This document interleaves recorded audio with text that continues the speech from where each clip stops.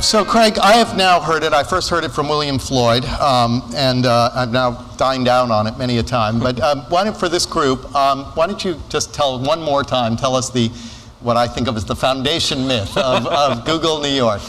How did Google happen to come to New York in, what, 2002 or 2003 it was, roughly? So as you said, I was a professor at Rutgers, and at that time I lived in Manhattan. And when I lived in New York, I kind of fell in love with the city. But I'd met Larry and Sergey out in California when I was at Stanford.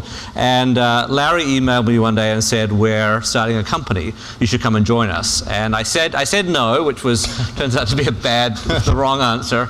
But about 18 months later, I changed my mind. But the only option was, if I wanted to join Google, was to move to California. So my wife and I had a kind of a tete-a-tete, and we decided that it was a really interesting opportunity. So we moved out, kind of reluctantly leaving New York City. But I took a leave of absence from my academic job, and after 2 years, I had the option of coming back to Rutgers. I said to Larry and Sergey, "Look, I really want to move back to New York." But what year would this have been about? This is 2002. But at the same time, we had a bunch of cases where Google had tried to hire people in New York, people we really wanted desperately from a technical point of view, and they had said, "No, we don't want to move to California. We're interested in the idea of Google, but we're not willing to leave New York City." So I said to Larry and Sergey, well, maybe if we started an office. At that time, all of the software engineers were within kind of a 300-yard radius of each other. You know, they could walk over to each other's desks.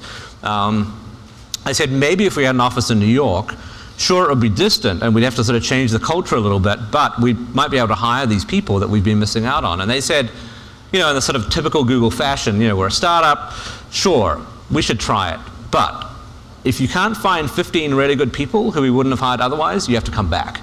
So that was kind of the deal. I suspected that there were at least 15 good people in New York City. They were dubious. So now California. Yeah, exactly. So yeah, there is this tendency to believe that all the good software engineers in the world are in Silicon Valley. Yeah. I don't think that's believed as much anymore. But in the end, we hired. I think we're up to about 1,700 software engineers in New York City. So you found a few more than 15. Yeah, we surpassed our goal.